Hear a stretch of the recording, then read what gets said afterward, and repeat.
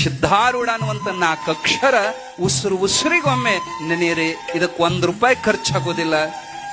ಕುಟ್ಟುವಾಗ, ಬೀಸುವಾಗ, ತೊಟ್ಟಿಲನ್ನು ತೂಗುವಾಗ ಸಿದ್ಧಾರೂಢ ಗುರುವಿನ ಹಾಡಬೇಕವ್ವ ತಂಗಿ ಹಾಡಬೇಕವ್ವ. ಶುದ್ಧ ಭಕ್ತಿಗೆ ಸಿದ್ಧಾರೂಢರು ಒಲಿಯತಾರವ್ವ, ನಿನಗ ಒಲಿಯತಾರವ್ವ. ಹೊಸನ ಇಟ್ಕೊಳ್ರಿ.